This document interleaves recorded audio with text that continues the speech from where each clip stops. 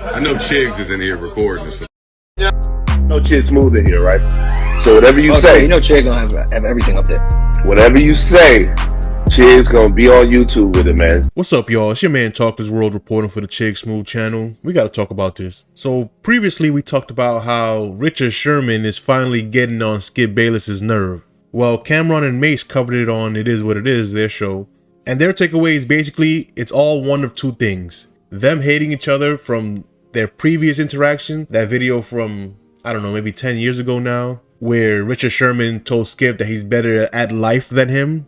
You know what that means for someone to be a guest on your show and say, I'm better at life than you? That's crazy. Especially because then 10 years later, Richard Sherman will go on to work for Skip at a show. So it's funny how that worked out. Or, which is a little more probable, they're both possible options for sure.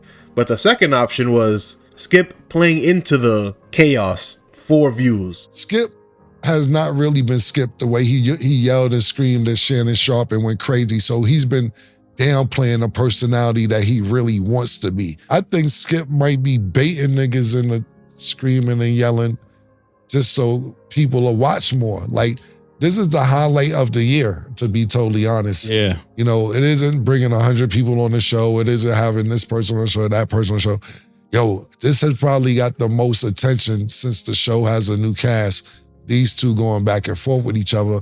As Cam said, this is their biggest highlight of the show this whole year. Two of the co-hosts going back and forth. Like Cam, I wouldn't be surprised if this is all just part of a way to get ratings for the end of the year. To be fair, the arguing back and forth is part of Skip's playbook. It shouldn't be a bad thing. It should be on substantive issues. It shouldn't just be, don't raise your voice at me. That's silly, childish stuff. But the idea of getting passionately competitive will always bring views in a debate show. Just pick a side and shoot from the hip.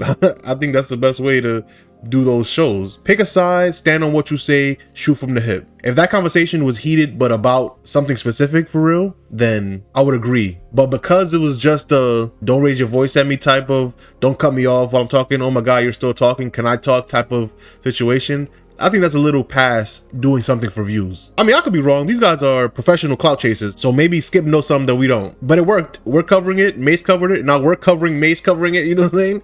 So it worked. Shout out to them. Shout out to everybody involved. And for anyone hoping, like myself, that this would be that, this isn't an escalation in a pod war. Which, when I first saw that Mace said something, I thought it would be that, but it's not. This is not going to escalate to a pod war. Not yet. But it's a good idea for Mace and them to cover it because it can lead to further interviews with Skip or Richard and help their show grow too. So, but as this story continues, we'll let you know. Let me know what you think in the comment section. Peace.